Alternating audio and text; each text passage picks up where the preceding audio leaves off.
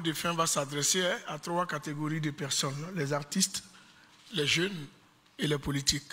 Ce sont les 3 acteurs de la paix dans un pays. Mon anecdote, je la raconte toujours chaque fois que l'occasion me permet d'en parler.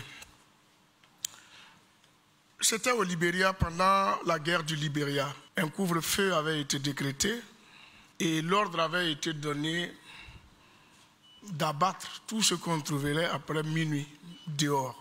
Le mot, il est trop fort. Et il y a des jeunes qui ont débordé l'heure. Vous savez, dans les couvre-feux, on a tous vécu des couvre-feux ici. Qui n'a jamais débordé l'heure? Mais là, c'était impardonnable, c'était impitoyable parce que c'était des rebelles qui tenaient la ville. Et il y a un groupe de jeunes qui, après, arrive à un barrage au-delà de minuit. Le chef de barrage donne l'ordre de les descendre de la voiture et de les abattre. Tous les 4 qui occupaient la voiture.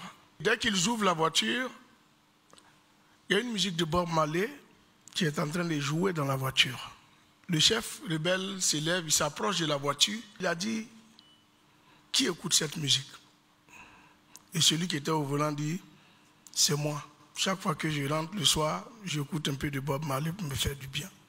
Et le gars qui dit au chauffeur,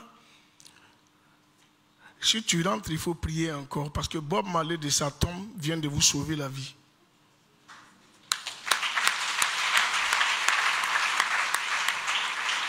Tout simplement parce qu'une simple voix d'artiste pouvait changer la décision, pouvait changer la manière de voir de quelqu'un.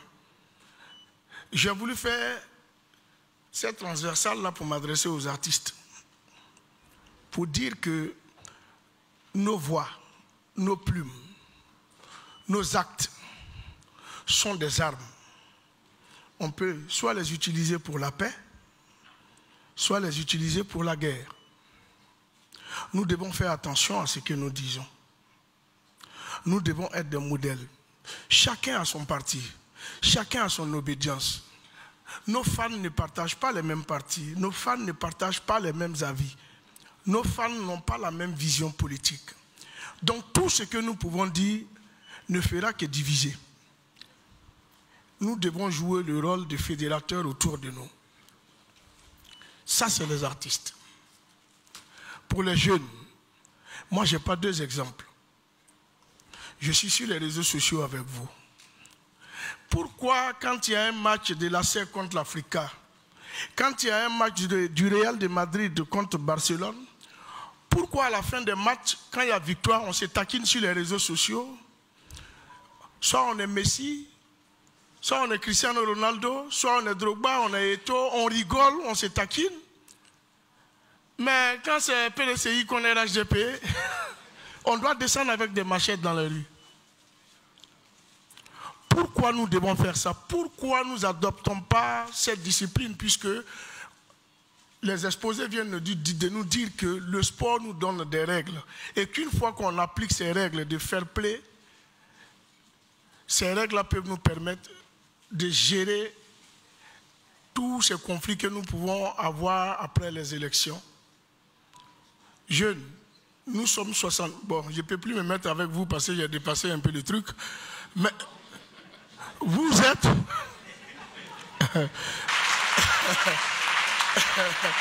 Ben, vous êtes 70% de la population. Donc, en principe, la paix est plus dans votre main que dans la main des autres. Vous devez vous approprier ces valeurs cardinales-là que nos aînés viennent de vous donner. Vous devez avoir ça en main. Je vais passer même par vous pour m'adresser directement aussi aux politiques. Parce que généralement, on dit, quand il y a manipulé, c'est qu'il y a manipulateur.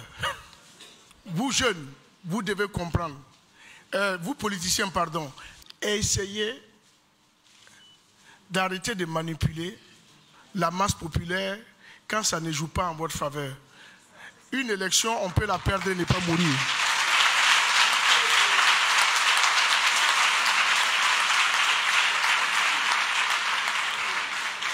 Et pour terminer, comme le professeur Loukou, parce que chacun doit dire quand même un petit dicton d'Oufoué avant de partir, c'est le même Oufoué Boigny qui nous disait